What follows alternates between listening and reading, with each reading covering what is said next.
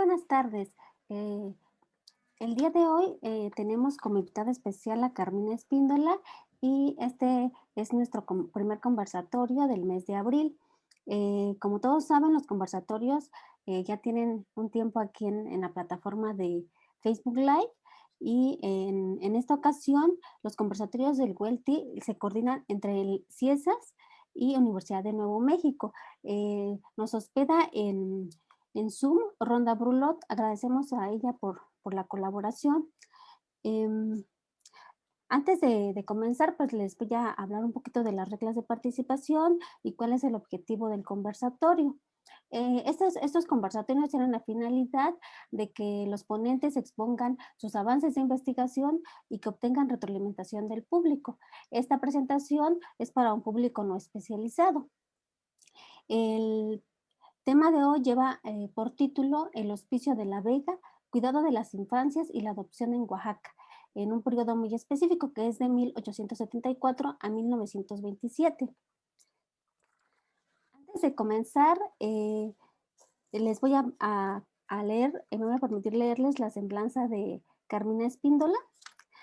Carmina estudió la licenciatura en Antropología Cultural en la Universidad de las Américas de Puebla, en donde se tituló en el 2010 con la tesis Mujeres y Movimientos Sociales, el caso de la Coordinadora de Mujeres Oaxaqueñas.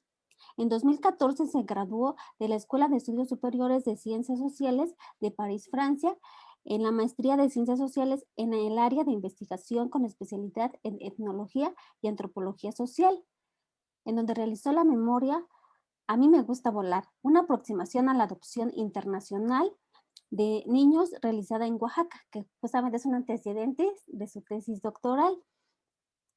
También cuenta con estudios en el área de desarrollo sustentable y gestión ambiental por la Universidad Iberoamericana de Puebla y colaboró en un proyecto de la prevención y extinción del jaguar y tapir en el estado de Oaxaca entre el 2009 y 2010. También se ha desempeñado como profesora en diversas universidades y ha sido asistente de investigación en centros como el Instituto de Investigaciones Sociológicas de la UAPJO, también en el CIESAS Unidad Pacífico Sur.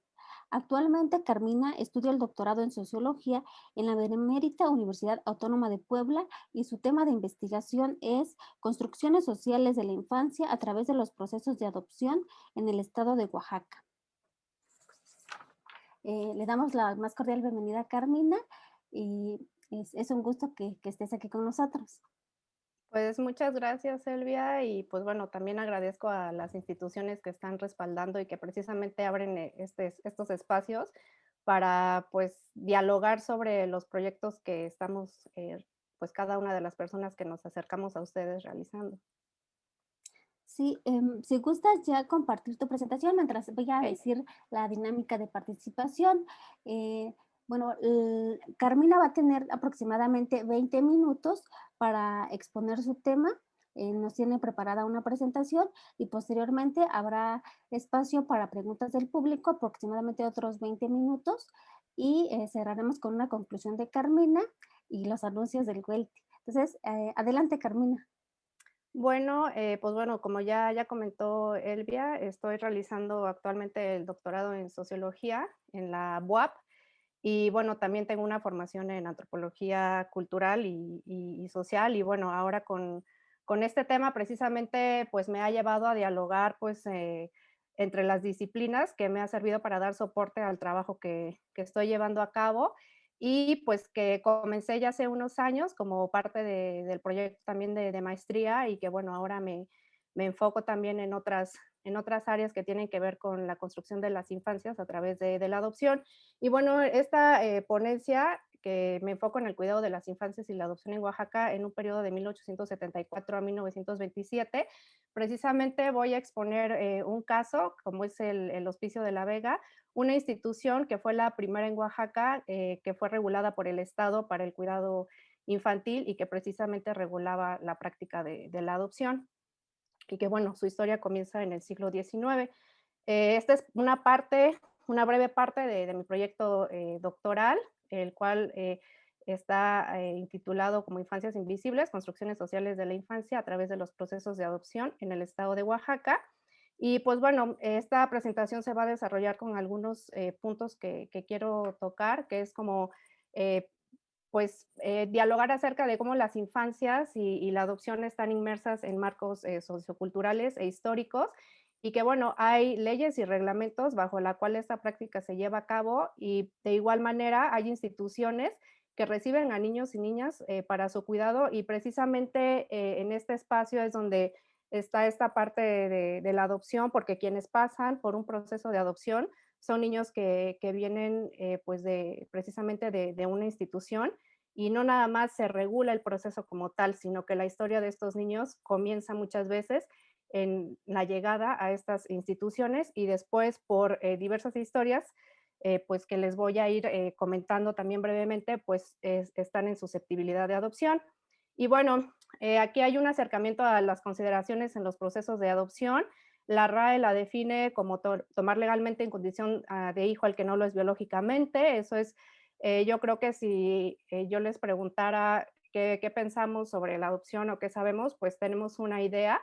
Y bueno, la RAE, digamos que lo manifiesta, ¿no? Como que son a veces hasta consideraciones un poco generalizadas y no específicas de lo que implica el proceso, pero si queremos algo más específico, actualmente está la ley de adopciones del estado de Oaxaca, en donde ahí sí ya la adopción es vista como una figura jurídica que crea vínculos paterno-filiales, ¿no? Y de a partir de ahí, pues bueno, se enlista una serie de procesos a seguir y otras características que presenta el proceso de adopción, pero precisamente la adopción pues no se queda ni en una definición, en este caso de como puede ser de la Real Academia de la Lengua, ¿no? O en esta ley, sino que la adopción es un proceso, una práctica social que es dinámica y que además es bastante compleja en las realidades que se encuentran para que se lleve a cabo. Y en este aspecto, pues una de las antropólogas, como puede ser Áñez Fin, ella es lo que nos propone preguntarnos precisamente, ir más allá pues de las concepciones que podemos tener como adopción o lo que aparece en lo que puede ser las leyes también. Y entonces algunas preguntas es cuáles son las formas, los efectos, los significados al momento de construir estos lazos de parentesco.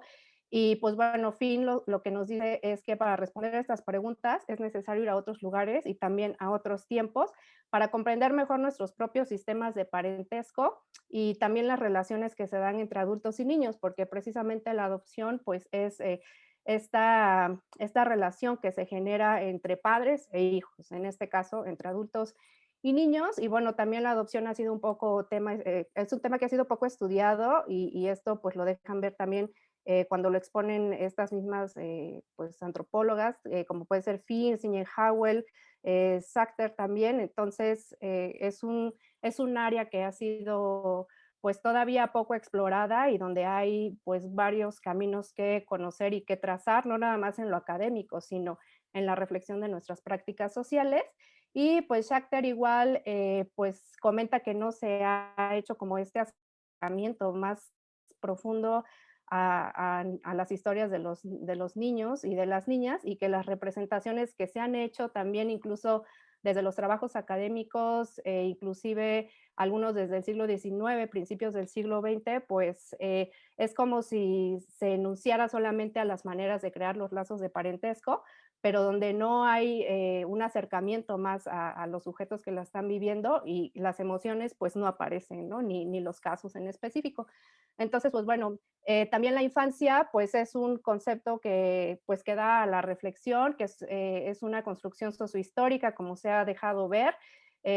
Este diálogo empezó en 1960, en donde pues se empezó a ver precisamente que hablar de infancias no era lo mismo hablar en la actualidad de quien escribe al respecto que en otros tiempos o incluso igual en otros territorios. Y bueno, igual Claudia Frandenreich, por ejemplo, ella nos comenta que pues es una construcción social y que, bueno, aunque hayan existido siempre niños y niñas, eso no significa que la experiencia haya sido igual para todos, incluso en la misma temporalidad, y eso es lo que vamos a ver aquí con este caso que les presento. Y bueno, también tenemos pues otras investigadoras, ¿no? Que nos comentan lo mismo al respecto, que así como hay niños, así es la diversidad de casos en lo que nos podemos acercar para hablar sobre esa reflexión sobre las infancias y la diversidad de vivencias. Y bueno, en la adopción, pues como yo les comentaba, es una práctica dinámica, no es nada más el entendimiento de un niño que va a otro, viene de un núcleo familiar y pasa a otro, hay muchas vivencias al respecto. Y Diana Marre es lo que nos trata de decir precisamente con este enfoque de la circulación de niños y niñas, en donde igual que Claudia Fonseca, por ejemplo, y San Román, otras autoras, pues lo que dice es que a veces tenemos esta tendencia, ¿no?, a naturalizar las prácticas que realizamos, pero que si nos acercamos a ellas, precisamente, pues vamos viendo que no es así y que más bien son producto de valores culturales históricamente específicos. Y bueno, así es como llego al Hospicio de la Vega, que es un espacio dedicado al cuidado de las infancias.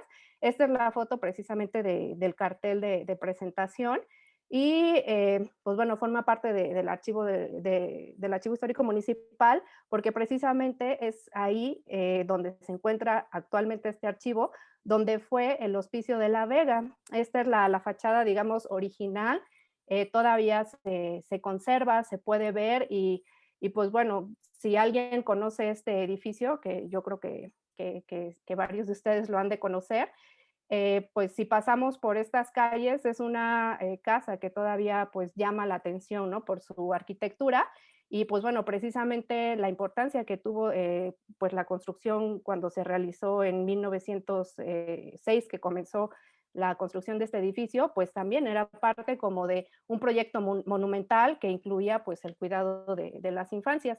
Y pues bueno, para hablarles un poquito de estos orígenes, esta es una foto para ilustrar que aquí fue donde comenzó esta historia del Hospicio de la Vega, en donde se inaugura en 1874 y pues las autoridades lo que hicieron fue que pues localizaron, no tenían un inmueble que fuera pues que diera cabida a este proyecto y lo que hicieron fue que en lo que era la parte conventual de lo que es la Basílica de Nuestra Señora de la Soledad, ahí con la flechita pueden ver la entrada precisamente a esta parte conventual, ahí pues se alojó a este proyecto y así a los niños y niñas pues que fueron usuarios de este espacio.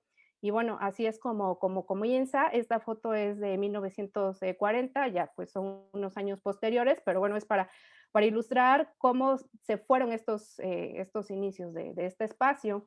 Aquí pues vemos otra vista precisamente de lo que era la entrada principal a esta iglesia y pues bueno, pues vemos que es un edificio que estaba situado precisamente en la parte todavía del centro de la ciudad, ¿no? La gente pues hacía su vida cotidiana a los alrededores de este espacio y adentro pues era donde estaban estos niños y se les prestaban los servicios para lo que estaba destinado.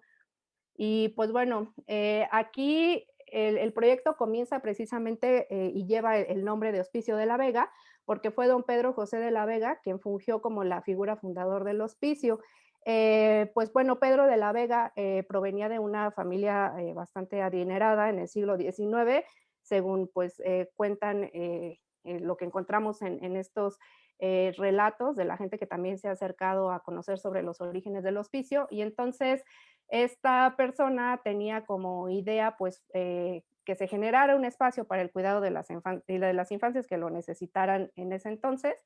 Él muere, no se pudo llevar a cabo ese proyecto, pero él deja parte de su fortuna pues a la iglesia católica, con la idea de que se pudiera construir precisamente un hospicio como tal y que se llevara a cabo el proyecto. Y pues bueno, para este entonces empiezan estas disputas entre la iglesia y el Estado, ya aparecen personajes también como Benito Juárez, y pues la iglesia no llevó a cabo el proyecto como tal, no se sabe qué pasó con este dinero que dicen que dejó Pedro de la Vega, y Juárez lo que empieza a movilizar cuando llega aquí a Oaxaca, cuando es gobernador, precisamente quería abrir este espacio de cuidado a las infancias, se acerca a la iglesia, empiezan a tener ahí disputas y bueno, pues no se generó tampoco este proyecto, pues hasta como lo vemos, hasta 1874. Y este proyecto se genera porque, bueno, la idea de este cuidado a este sector de las infancias necesitadas, como se le llamaba, pues se genera también a partir de la participación de la sociedad civil en pláticas con el gobierno municipal. Y es así, pues que ya, pues en la década de 1870, pues ya se da cabida a este proyecto. Y pues bueno, los principios constitucionales que se dieron en esta época a través de las leyes de reforma, lo que buscaba pues era reemplazar precisamente algunos de los pilares que habían sido hasta entonces de conformación de la sociedad, como podía ser la iglesia. Y pues bueno, lo que nos dice Iturbe precisamente es que era un siglo en donde había pues había habido ya muchos disturbios sociales, estaba generando el proyecto de nación y pues las leyes, en este caso las leyes de reforma, no daban cabida tampoco a todos los proyectos que se buscaba generar, pero también no eran el reflejo fiel de los procesos sociales que se estaban viviendo. Entonces, pues una cosa era estos principios que se estaban gestando, pero por otro lado, pues las realidades que se vivían, como puede ser aquí en el caso de Oaxaca. Y entonces lo que nos, pues lo que expone Morales es que algunos hospicios, a partir de estas, de la generación de estas leyes, sí se menciona que de ser organizados por la iglesia, pues pasan a ser gestionados por las áreas de gobierno y se crea así, por ejemplo, la beneficencia pública. Y bueno, aquí les tengo también estas imágenes en el transcurso de lo que es el proyecto del hospicio.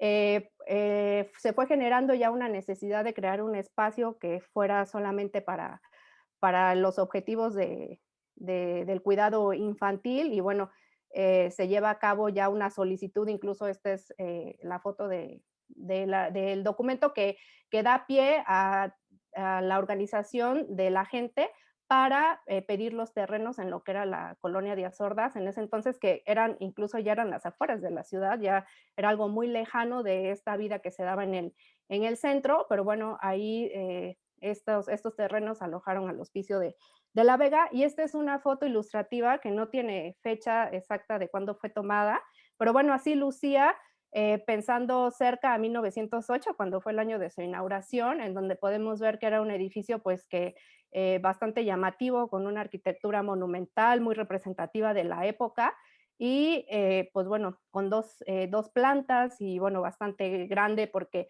ocupaba toda esta manzana de lo que eran estos predios de la colonia de Díaz Ordaz. Y bueno, tuvo un funcionamiento justo en este espacio hasta la década de 1970. Y pues el Hospicio de la Vega también pues está en este periodo en donde coincide con la época del porfiriato y precisamente el que este inmueble estuviera de esta manera, representado de esta manera, pues tampoco era coincidencia, porque exigía las necesidades de la época de construir estos proyectos de modernización, lo que se pensaba era la modernización del país, y pues en cuanto a la arquitectura era muy representativo, como querer mostrar precisamente esta modernización y con esta arquitectura ecléctica de la época, y pues bueno, estuvo a cargo del ingeniero Rodolfo Franco, que justo este ingeniero se encargaba de realizar todos los proyectos de modernización de que el presidente Porfirio Díaz pues requería para la época, era como su representante aquí en el estado de Oaxaca y quien estaba a cargo de las obras públicas, de las principales aquí en la ciudad. Y bueno, lo que una de las investigadoras que ha tocado este tema de los hospicios, precisamente ella en la Ciudad de México, Anne Bloom, lo que nos dice es que, pues bueno, no era coincidente que estuvieran estos espacios durante el porfiriato, y pues bueno, los niños llegaban a los hospicios debido a su origen de clase que tenían, o sea, no eran todos los niños, no se les daba cabida en estos lugares, y pues también respondía a unas políticas públicas, incluso desde la época de Juárez, que ella lo llama como los escaparates de las políticas gubernamentales hacia los pobres, porque pues la pobreza seguía existiendo aún con esta atención, pero pues en este marco socioeconómico pues se estaban dando estas relaciones en donde pues bueno, más bien pues eran estos edificios que reflejaban que había una necesidad, pero no había otro tipo de atenciones. Y pues en el caso, por ejemplo, de cuando se gestan las leyes de reforma y que los hospicios se ve que iban a estar a cargo de esta área de beneficencia, pues los fondos operativos no eran suficientes y se devuelve esta, digamos, representatividad a las instituciones municipales. como sucedió en el estado de Oaxaca. Y ya con el periodo de Porfirio Díaz entra también esta figura de la filantropía, donde tiene un papel pues muy importante, donde agentes externos al gobierno, es decir, gente de la sociedad civil, apoya para que estos espacios pues sigan pues subsistiendo a través de donaciones de distintas especies, fuera en lo económico o con materiales. Y bueno, este es un plano del hospicio, este es el plano original que pues muestra precisamente toda esta gran edificación de la época. Este es de 1906 y está firmado por el ingeniero que llevó a cabo la obra. Y acercándonos a las historias de las infancias, precisamente los niños que llegaban a estos espacios eran aquellos niños y niñas que necesitaban de un apoyo tanto económico como de cuidados, que fueran pues lo adecuado para su crecimiento, como lo expresaban muchas veces los padres y las madres que pedían que se les diera entrada a sus hijos y sobre todo, pues bueno, era la parte económica la que se movía, ¿no? Para que se le diera la entrada a estos niños. Y bueno, Morales también en este estudio que hace del hospicio de pobres en la Ciudad de México, pues lo que él puede expresar, ¿no? Y se ha visto precisamente en el estudio que se hace cuando nos acercamos a estas instituciones, es que la mendicidad presuponía igualdad dentro del edificio. O sea, se pensaba que todas las personas entraban a partir de una categoría económica en la que todos estaban iguales, pero además se suponía que tenían como las mismas experiencias de vida y pues claro que no era así y parecía que el requisito era que pues la pobreza y lo que incluía lo que se pensaba que era vivir en la pobreza, ¿no? Entonces, pues, por ejemplo, Claudia Frandenreich lo que nos dice también es que en el caso de Argentina, pues lo que se ha encontrado también es que niños que llegaban a estos espacios eran buscados por otras personas entre los 6 y los 12 años para criarlos como sirvientes y eso vamos a ver más adelante también porque se los menciono. Y entonces, pues bueno, las experiencias no son las mismas para los niños, incluso de la misma época, ¿no? No todos los niños y niñas pues pasaban por estas instituciones, pero tampoco lo que se vivía al interior pues eran experiencias muy personales. Y bueno, aquí hay toda una serie de listado de los códigos que regulaban la adopción en esta época, incluso hasta el siglo XX. En Oaxaca los códigos civiles se encargaban de esto y daban las particularidades para que se llevara a cabo la adopción y ya en 1917 se hace un decreto federal, es decir, que aplicaba para todos los estados también a partir de la ley sobre relaciones familiares, donde ya se hace allá hay un apartado donde es más detallado, pues, cómo son estos procesos de adopción. Esta es, hablando de los reglamentos, pues bueno, este es uno de los primeros donde dice que se le da entrada a estos niños precisamente con las características que son menores de, que bueno, tienen que ser, tener entre 6 y ser menores de 14 años, pero en el caso de que sean los padres quienes soliciten la entrada, sí se va a aceptar a niños que sean menores de 6 años e incluso se les va a poner una nodriza. Y este es otro ejemplo también de estos primeros reglamentos. Y pues bueno, aquí algunas consideraciones sobre cómo se llevaban los procesos de adopción a partir de 1917 con esta ley que ya les mencioné que se gestó a nivel federal. Y pues bueno, los reglamentos hacen mención de los reglamentos internos del hospicio a las actividades que se llevaban, se tomaban ejemplos incluso de otros estados, o sea, no se estaba considerando a las necesidades meramente locales y podemos encontrar historias de hospicios en otros países y pues darnos cuenta a qué nos referimos con estas infancias que acceden a estos lugares. Y a partir de aquí, pues vienen les voy a compartir brevemente estos casos. Yerk, también en estas reflexiones que hace sobre las infancias, es que conocemos menos de las experiencias individuales porque todavía no se ha llegado a contactar con estas experiencias íntimas. Entonces, a partir de ahí es que me acerco a estos casos. Bueno, aquí es la reconstrucción de los casos precisamente de los niños y las niñas que llegan acá, como puede ser a través de la gestión de las pandemias, de las epidemias en esta época también. Este es el ejemplo de uno de los documentos en donde se dice qué tipo de atención se les da a los niños, incluso se encuentran algunas cartas románticas entre ellos, aunque la documentación en este sentido pudiera ser muy, pues digamos, muy poca la que toca directamente los casos de los niños, pero al acceder a la documentación en general es como podemos acceder a estos precisamente a lo que son las experiencias de las infancias. Y bueno, aquí podemos ver una serie de actividades, ¿no? Y de cómo era la vida cotidiana, había cambios de nodrizas, cómo se aceptaban a los niños porque eran notoriamente pobres, las tías recogían a los niños porque ya los padres no se podían hacer cargo, pues bueno, hay en la cuestión económica no se les da la atención adecuada porque pues siempre faltaba dinero. Entonces, pues bueno, eso es algo de lo que se puede ver. En la administración hay conflictos, hay personas que están a favor de que el reglamento se aplique de una manera, otros de otros. Este es un caso. Eh, También como esta idea, ¿no? De que en este caso la directora, pues cuidaba a otras infancias y pues bueno, ella pide la renuncia porque dice que necesita precisamente cuidar a su hijo, ¿no? Y entonces es entender cómo funcionan también estas instituciones a su interior, ¿no? ¿Qué pasa ahí? Y pues bueno, siguen estas carencias, gestiones de las directoras para conseguir dinero, materiales, comida, etcétera. Y pues bueno, ya para ir cerrando, ¿cómo llegan estos niños y niñas al hospicio? Pues bueno, es a través de, porque son encontrados en vías públicas, porque la familia los lleva directamente al establecimiento y solicita que sean internados ahí, o como este caso, en donde precisamente Ana, Ana del Carmen, es una niña de 11 años, ya casi pues acercándose a la adolescencia, pero bueno, ella pide de puño y letra en esta documentación que se le permita la entrada por su condición económica, ¿no? En donde pues no cuenta con más sustento y su madre no se puede hacer cargo de ella.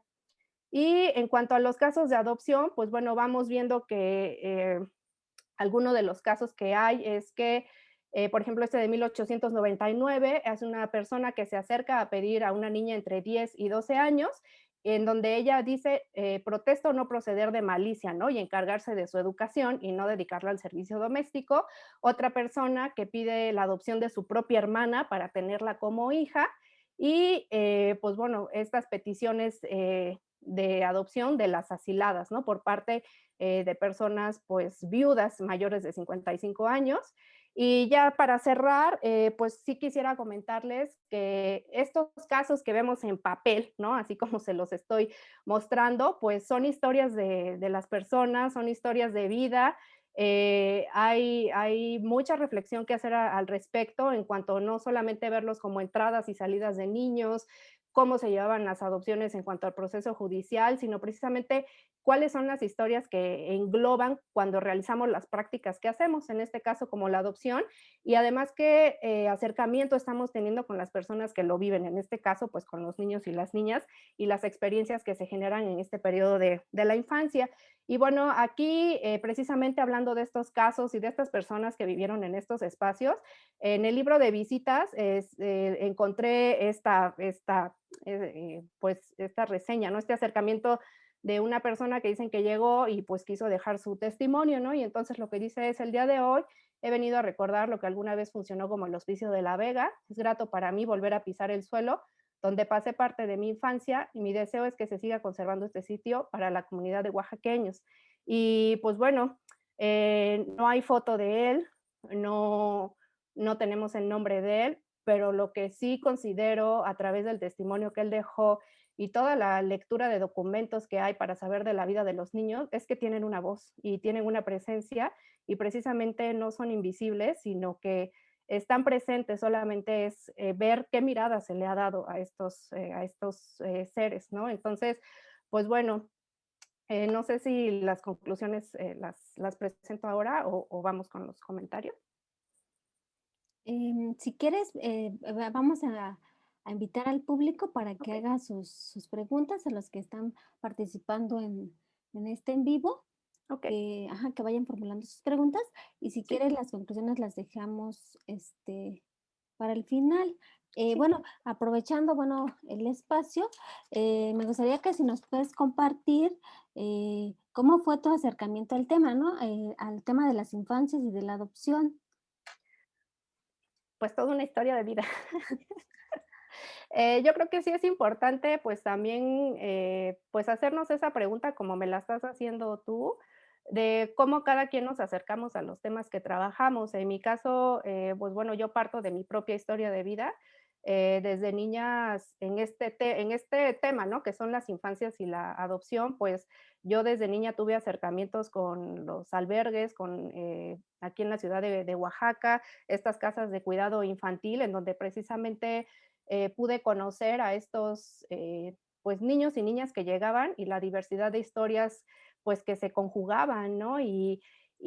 Pues, en mi experiencia fue empezar a contactar con esas otras realidades que en mi caso, pues, bueno, también algunas eran bastante ajenas, ¿no? Estas experiencias que estos niños podían tener y bueno, con el paso del tiempo, estas preguntas personales, pues, ya se convirtieron en preguntas de investigación, ¿no? Y hasta llevarlo, pues, ya a tratar de conjugarlas con un proyecto pues, bueno, también, pues, observando qué es lo que, pues, estaba pasando a mi alrededor y bueno, digamos que esa es parte de lo que me lleva, ¿no? Como también, un poco como esta cercanía al tema, las reflexiones que vas haciendo cuando estás también inmersa en otros proyectos, en la parte también de, pues, laboral, ¿no? Y tener este acercamiento a las infancias, pues, también es como, pues, voltear a ver, pues, quiénes estamos componiendo esta sociedad y cómo estamos, viviendo y teniendo, pues, diversas experiencias. Y, pues, bueno, esa es una de las partes que me lleva como a generar, digamos, la idea un poco de este proyecto, y también eso es lo que les pudiera compartir. Sí, muchas gracias, Carmina, por compartirnos tu experiencia en este trabajo y pues justamente, ¿no? Tener la sensibilidad y ver como otras perspectivas para acercarse al estudio. Y bueno, ya tenemos algunas preguntas del público. Te felicitan por tu presentación y Marta Reis comenta que qué bonito que citan a la historiadora Anne Bloom, que falleció hace unos años y que es muy linda persona. También tenemos otra pregunta. Dice que comentaste algo de rango de edades y preguntan qué pasaba entonces con niños menores de 6 años. Sí, pues es que digamos que los reglamentos, pues les platiqué un poco al principio, ¿no? La reglamentación te dice una cosa, pero las realidades son otras, ¿no? Y en el caso del Hospicio de la Vega, por ejemplo, con estas primeras reglamentaciones, especifican mucho la entrada porque, pues bueno, yo creo que consideraron también esta parte económica, ¿no? De a quién se le iba a dar servicio, más las ideas que se tenían de las infancias, ¿no? De que a quién se le consideraba niño o niña, qué experiencias debería de tener. En el caso, por ejemplo, de estos acercamientos que tenían los padres para que se le diera acceso a los niños para que los cuidaran, los alimentaran, les dieran educación. Aquí hay este componente también de padres y madres, ¿no? Que va a diferenciar la entrada porque a los padres, por lo general, se les aceptaba a niños pequeños, porque pues había esta idea de que el padre no era el encargado de la educación, pero a los niños que entraban con esta figura de la madre, que era la madre que pedía el acceso a sus hijos a la institución, en algunos casos se les negó, porque lo que argumentaban en uno de los documentos, incluso viene, pero creo que lo pasé rápido, dicen quienes estaban a cargo de la beneficencia, que era imposible aceptar a niños que tenían esta característica porque, bueno, tenían a su madre, tenían quien los cuidara, pero además porque la madre era la responsable del cuidado de los niños. Entonces aquí vemos una política pública, pues digamos, dispar, ¿no? En donde a unos niños se les acepta y a otros no, por esta condición de cómo se debía de ser padre y cómo se debía de ser madre. Y luego, otro de los puntos es que aún con estas acotaciones que hacen de las edades, pues igual los casos se fueron diversificando, la población necesitaba de estos espacios y poco a poco fueron abriendo las puertas hasta que niños recién nacidos llegaban. Por ejemplo, hay casos de niños que recién nacidos, su madre había fallecido en el hospital y no conocían a ningún otro familiar.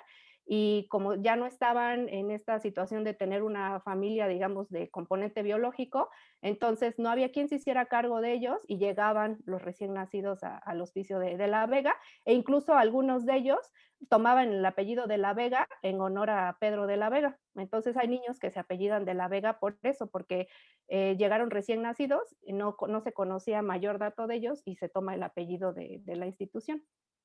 Ah, bien. Y de respecto a, ajá, ¿cómo se incorporaban los niños? En el espacio que comentas del hospicio, ¿hay como había una separación de niños y niñas en una ala y en otra, o cómo, era?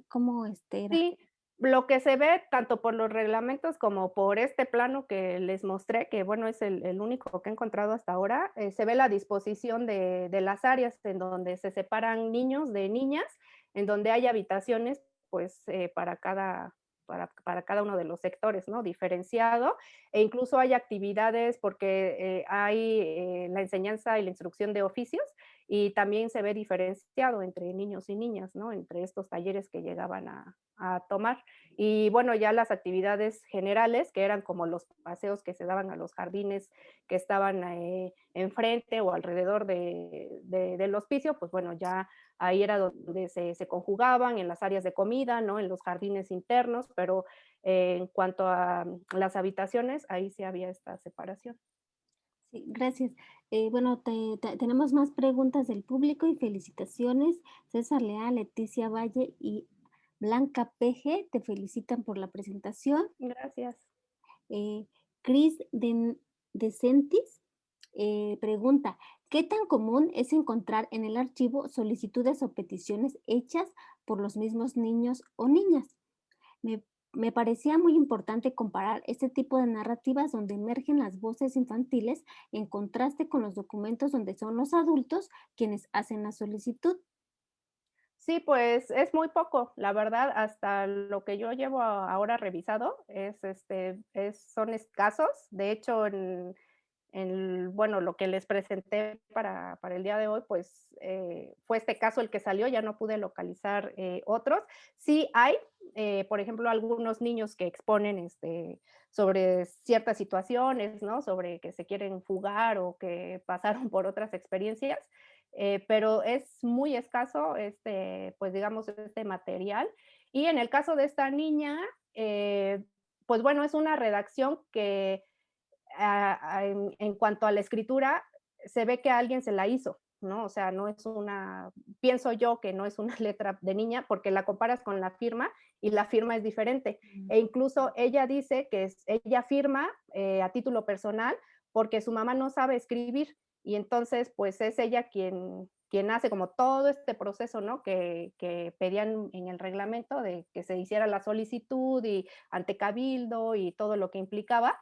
Entonces, una de las razones que ella expone es porque su mamá no sabía escribir, entonces ella sí y lo hace, pero la letra cambia. Es una letra que se ve en la redacción y otra pues en la firma. Habría que, pues bueno, hacer como otra comparación dándole seguimiento a la carpeta de este caso, pero bueno, es material muy, muy escaso y pues la redacción también se puede ligar a que puede ser, si bien son palabras que en otros casos no se encuentran, lo que expresa esta niña, pero sí se puede ver que hay un tinte de un acompañamiento de un adulto, ¿no?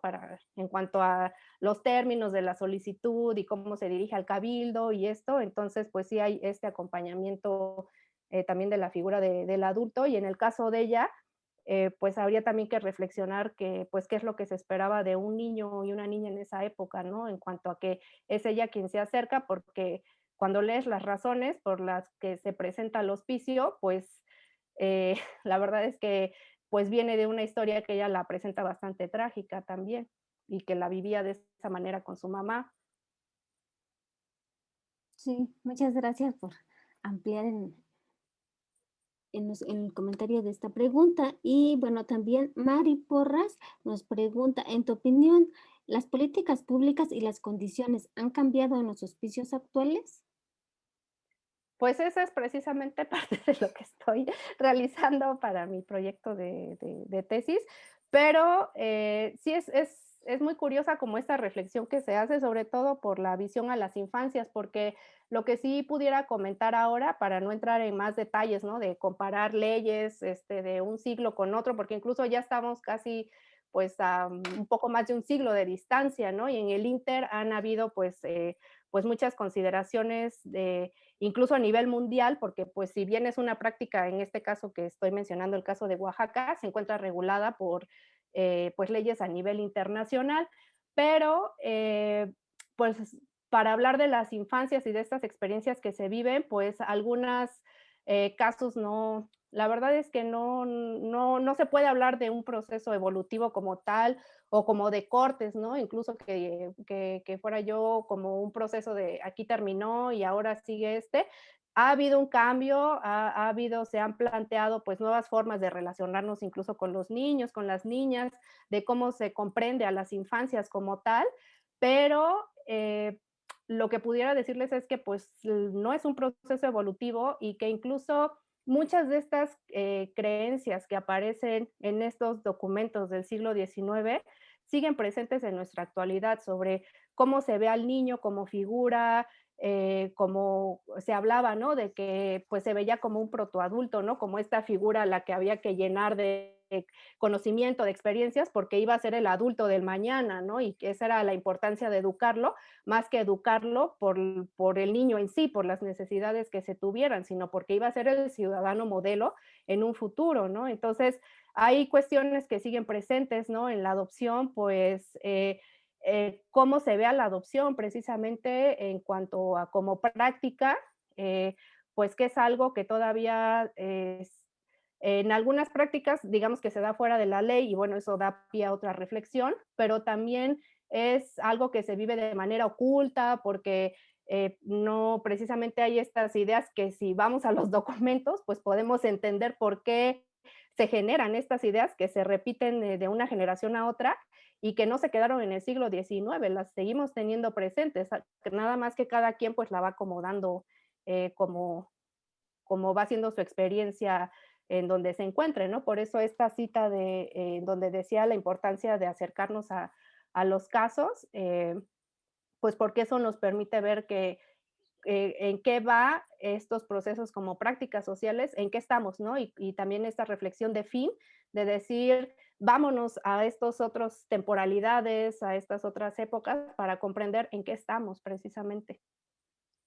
Sí, sí, eso es, pues muy interesante porque justamente lo que hablabas, ¿no? De las nociones, o sea, cómo se percibe la infancia, incluso cómo se percibe la pobreza, ¿no? Entonces, todas estas nociones cómo se van mezclando y también cómo van perdurando a través del tiempo, porque pues justamente lo que mencionas, ¿no? O sea, al niño no es tanto satisfacer sus necesidades básicas, sino que en aquella época pues se empleaban como sirvientes, ¿no? Entonces, todo este contexto que es muy importante, pues irlo desenredando, pues para comprender bien, pues qué papel jugaban en sí los hospicios y pues justamente en qué condiciones vivían estos niños. Y Sí. bueno, también, bueno, tenemos más preguntas. Aitza Miroslava nos dice, gracias por compartir. Tu estudio es muy interesante. Los estudios antropológicos enfocados en las infancias son muy escasos y supongo que más en el caso de los estudios historiográficos. Y supongo que has tenido también muchos problemas para encontrar bibliografía, porque sí, por ejemplo, en el Instituto Welty no tenemos acervo sobre justamente esta temática. Y bueno, también ella nos pregunta que aborda las reflexiones en torno al adultocentrismo y los significados de ser infancia de esa época. Sí, pues lo que digamos que ahorita voy en ese proceso, ¿no? De acercarme como a estas relaciones, claro que sale, ¿no? Está presente cuando ves cuál es como este tratamiento que se le da, sobre todo cuando se le da seguimiento a ciertos casos. Pero sí, lo que se va viendo es precisamente que en estas relaciones pues hay inequidades, ¿no? Y bueno, hay incluso pues hasta ejercicio de poderes en cuanto a la figura del adulto, con la del niño, en donde pareciera que hay como una idea de que lo que pasa en un contexto sociocultural no le afectaría al niño, ¿no? Y pues vamos viendo que precisamente todo lo que pasa a su alrededor, pues también lo viven los niños, no es que no lo vivan, lo viven y lo perciben, solo que de diferente manera que como lo hacen los adultos. Y cuando se hacen precisamente estas deslocalizaciones, que se le llama en este concepto de la circulación de niños y de niñas, pues a veces daría esta impresión de que, pues bueno, son como objetos que se mueven de un lugar a otro, ¿no? Más que un acercamiento a estas experiencias de cómo lo viven ellos. Que incluso esta reflexión pues la ha puesto también Claudia Freudenreich, pues cómo lo viven ellos, ¿no? O sea, van en un movimiento, inmersos en prácticas sociales, pero cómo lo están percibiendo, esa es una tarea que tenemos. Sí, gracias por contestar esa pregunta. Y bueno, Laura Diego tiene otra pregunta. Dice, ¿en esa época había como ahora un concepto de adolescencia o no? El concepto de adolescencia, la verdad es que sí, es algo que últimamente me lo he preguntado, porque en su momento, bueno, yo me acerqué como a esta observación de la vida cotidiana y enfocándome más como a los sectores infantiles. No hay una diferenciación como tal, incluso con las infancias, pues no hay una conceptualización tal cual, solamente manejan rangos de edades y eso es lo que se va encontrando en los documentos. Lo que sí se considera es que cuando tienen, por ejemplo, alrededor de 14 años, la estructura de los casos, lo que el tratamiento que se le da a través de los reglamentos y de la gente que está a cargo del hospicio en esa época, es como que ya se considera que ya pueden salir, o sea, que ya son como figuras, pues, jóvenes que ya pueden hacerse cargo de sí mismos. Y entonces, y bueno, esto también tendría sentido porque, pues, si ya están en una edad en la que ven que pueden trabajar o ejercer ciertos oficios y el hospicio no tiene el dinero suficiente para su manutención, pues que salgan. Y esa es parte de las experiencias que se viven precisamente en la conceptualización de lo que puede ser las infancias o las juventudes en este caso, ¿no? De decir, tú sí sales, tú sí te quedas, pero tú porque perteneces a esta clase social puedes salir antes a la vida, ¿no? Entonces, porque incluso el concepto de menor de edad es hasta aquellas personas que tienen menos de 21 años, ¿no? Entonces, hay un juego aquí que eso es lo que hay que acercarnos a comprender un poco mejor, pero sí las juventudes también es otro tema que nos lleva a localizarlo en cómo lo vivían quienes vivían en este hospicio, porque sí hay diferenciación de tareas y de historias. ¿Y nos podrías compartir, aprovechando un poquito de esas diferencias? O sea, de, no sé, trabajo igual de género o de edades que comentas. En cuanto a Ajá, por ejemplo, bibliografía, o en cuanto no, en cuanto a tareas como, ¿qué ah, actividades le ponían a los niños y a los que ya estaban como ya ah, de 13 años, 14? Ujú. sí, por ejemplo, algunas de las actividades son como los oficios, ¿no? Que a edades tempranas primero era la educación primaria y conforme iban pasando los años, se les iba intercalando con oficios. De edades exactas, en este momento no te lo pudiera decir, pero es esta lectura que se hace que primero inician la educación formal como tal y de ahí, porque incluso pues el hospicio tenía su propia escuela, pero a la par tenía el área de oficios y entonces cuando van creciendo se van intercalando las actividades con los oficios porque lo que pensaba es que cuando salieran del hospicio ya tuvieran un modo pues decente de subsistir, ¿no? Y sobre todo, esta es otra construcción que hay sobre estas infancias, ¿no? De que no es como si no pudieran acceder a otros rangos educativos, sino es te lanzas a la vida con lo que puedas subsistir, que es a través de un oficio, que es como lo más pronto, ¿no? Para que puedas salir a esta vida y pues te va a diferenciar de otro sector afuera del hospicio que él vivía su infancia y su juventud de otra manera, ¿no? Y estos pues eran así. En el caso también de algunos otros, pues personas que se han encontrado es que, pues bueno, se dedicaban más a la limpieza, por ejemplo, a veces ayudaban también a tareas del hospicio como tal, a las personas que en algún momento, sobre todo algunas, pues señoritas, ¿no? Como era esta palabra, que pasaba la edad y no, estaban en la adolescencia, no salían del hospicio porque no tenían a alguien más que tuviera su cuidado, y entonces se hacían cargo de ya de tareas como tal de, pues para que fuera a través de la limpieza o la cocina, ¿no? Entonces, pues ya son tareas mayores y eso les permitía a la vez la permanencia en este lugar. Sí, y además de, aparte de estas tareas que realizaban los niños, no sé si has encontrado en los archivos o no sé, incluso en las compras, en recibos de compras, en relación a juguetes o juegos, este apartado de divertimento de los niños, si formaba parte de este, pues, el modelo educativo que tenían en el hospicio. Sí, Sí, pues qué buena pregunta porque ujú. no, sí, dime. Sí, sí, pues, sí, la verdad es que ahorita haciendo memoria, cuando se hacen estas listas de lo que se necesitaba para, pues, para la subsistencia del lugar, lo que piden las directoras, pues, siempre es comida y hacen la lista, ¿no? Como la lista del mercado de que necesitan comprar frijoles, arroz, atole, ¿no? Pan. Entonces, eso es lo que piden, manteca, o sea, es estas listas.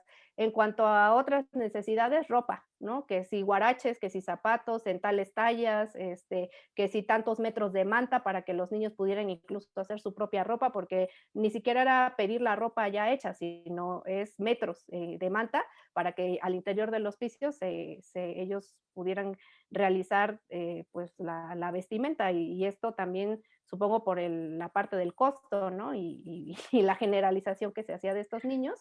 Y no, ahora hasta los documentos que yo recuerde, no hay algo que mencione específicamente, tendría que volver a releerlos, pero no hay una lista en donde se pida este material como tal, como un juguete que se aprecie como un juguete.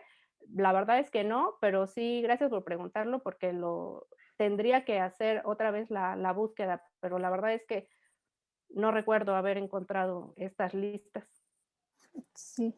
Bueno, tengo otra pregunta, pero voy a Sí, continuar porque ha llegado más del público. Dice, Abraham Hernández felicita a la ponente y gracias. es un tema muy interesante y rescatar las historias que al final dan voz a este gran proyecto. Bueno, más bien es un comentario. Gracias. Y César Leal dice, ¿podría comentar algo la ponente algo en relación con los niños y niñas de comunidades indígenas? ¿Eran tomadas en cuenta? ¿Había alguna diferenciación en relación a los niños urbanos? Sí, ahí ya sería, pues, una lectura también más específica, gracias por los comentarios, pero lo que precisamente, se empezó a ver en cuando crecen, digamos, las entradas de los niños, es que primero los niños venían de la capital. Era como estos niños que venían de este contexto urbano, ¿no? De mamás que trabajaban como empleadas domésticas o que vendían en el mercado o se dedicaban a la casa, pero que no tenían los recursos económicos ni el tiempo para mantenerlos. Y entonces por eso entraban estos niños. Y bueno, los niños que llegaban de los hospitales, que eran encontrados en vías públicas, en fin, es como esta particularidad. Y poco a poco también lo que fui encontrando es que ya venían niños del interior del estado, de otras comunidades, sobre todo pues en orfandad, y que entonces llegaban aquí al hospicio porque además era el único lugar de cuidado infantil. Y bueno, hacían este viaje, ¿no? Esta travesía de que se localizaba a las autoridades pues de las poblaciones de donde vinieran y de ahí pues ya llegaban aquí al hospicio como tal.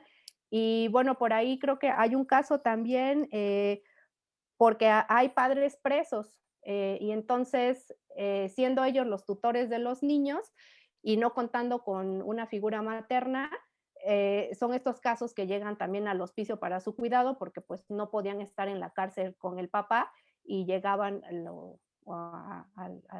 al hospicio como tal. Sí, gracias. Bueno, tenemos un comentario ya también para ir cerrando, porque ha estado Sí, muy activa las preguntas. Dice Marta Riz, gracias por tu presentación. es un tema muy importante y comenta que el tema tiene relevancia para hoy, ya que estiman que hasta la fecha han quedado muchos huérfanos.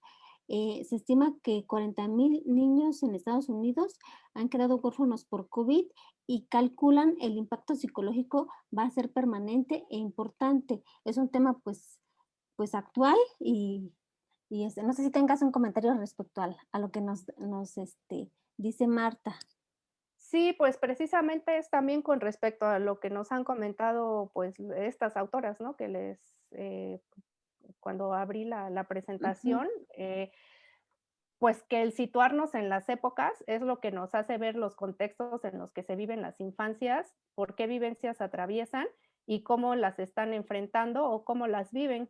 Y en el caso del comentario que hace Marta, pues sí, nos pone en un escenario actual totalmente diferente a lo que se vivió en el siglo XIX, porque si bien también había las epidemias, ¿no? De tifo, de sarampión, de tosferina también, pero eran otros escenarios y eran otros cuidados, eran otras también las redes familiares que existían o no para el cuidado de estos niños, el manejo de las instituciones como el Hospicio de la Vega como tal, ¿no? Cómo se llevaban a cabo estos cuidados. Y en el caso de lo que comenta, pues nos pone precisamente en esta reflexión de que nada es estático, ¿no? De que hay un dinamismo en las prácticas como la adopción, pero también los cuidados infantiles, pero también en la concepción de las infancias y el que ya se esté preguntando qué va a pasar con esos niños, no solamente en términos de cuidado, sino el impacto que tienen sus vidas, ese ya es un cambio, porque pues anteriormente,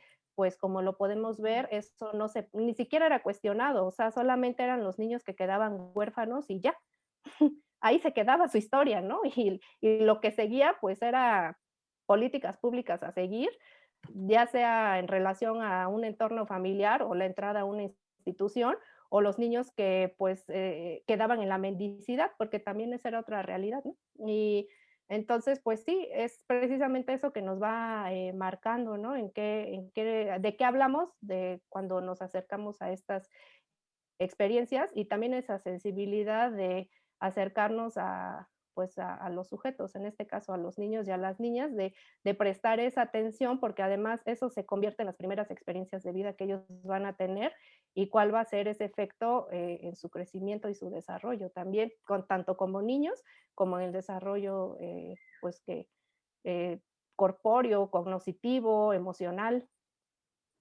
Sí, sí, tienes mucha razón, porque justamente lo que a lo mejor se puede ver en los documentos que has revisado, pues es en relación a las dietas, a los reglamentos, que se enfocan más en la parte administrativa, pero no se deja ver justamente estos impactos pues psicológicos, emocionales en los niños. Entonces, es algo también que, pues sí, que hay que escarbar en el tema para pues dar unas nuevas miradas al tema de las infancias. Sí, sí. Sí, y bueno, yo creo que vamos a dejar hasta aquí lo de las preguntas para acatarnos a los tiempos y no sé si puedas en unos 3 minutitos, darnos como tu último, tus reflexiones, tus conclusiones acerca del tema.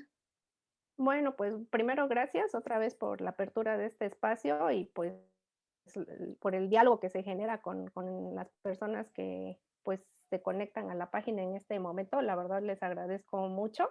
Y sí, los comentarios que me realizaron pues me ayudan también a tener otra vez esta mirada, ¿no? A los documentos y ver qué otra información puede salir de ahí. Bueno, las conclusiones yo creo que ya las leyeron porque se quedó en la pantalla fijada mucho tiempo. Y bueno, para no repetirlas, básicamente es que en esta época, en lo que fue la temporalidad del Hospicio de la Vega, que fueron casi 100 siglos de su existencia como tal, pues albergaron una diversidad de historias que nos muestra precisamente que una práctica no es dinámica y que nos podemos acercar a quienes convergen en esta práctica como tal, pues desde diversos ejes, diversas disciplinas, diversas miradas también, pero que nos ayuden a construir esta lectura, no a dividirla, sino a construirla, porque las herramientas que nos pueden dar diversidad de, pues, de áreas de estudio, pues enriquecen mucho precisamente esta lectura. Y por otro lado, pues bueno, es una práctica que deja ver complejidades, tampoco es algo estático en ese sentido, más bien es cuando volteamos a ver las historias, es reflexionar, pues, cómo la vive cada quien, y esa es otra de las aristas, ¿no? Como preguntarse precisamente cómo se interioriza este contexto sociocultural en nosotros, digamos, esta liga histórica que tenemos a través de nuestros antepasados, ¿no? A través de las historias sociales pues anteriores a nuestros tiempos, cómo las vivimos también nosotros actualmente. Yo creo que esa es una reflexión que también nos deja. Y pues bueno, eso les pudiera comentar por el momento. Sí, muchísimas gracias por esta rica charla y bueno, también pues te queremos invitar para otras, pues otra oportunidad que tengas de compartirnos los avances de tu investigación.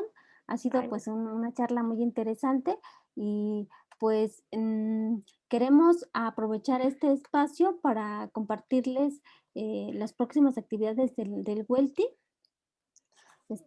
Nuestro próximo conversatorio versará sobre el conflicto de transformación en la fábrica de hilados y tejidos San José, San Agustín, Etla, Oaxaca, que estará a cargo de Fernando Vargas Olvera. Entonces, pues los esperamos para la próxima charla. Agradecemos a todos los participantes que estuvieron aquí en sí, el Facebook Live muchas por las gracias. preguntas para Carmina, los comentarios, que esperamos que nutran su investigación, que si surgieran nuevas preguntas, inquietudes a Sí, resolver y pues sin más, pues le agradecemos a todo el público y a Carmina por estar en este espacio y pues nos vemos en el próximo conversatorio. gracias.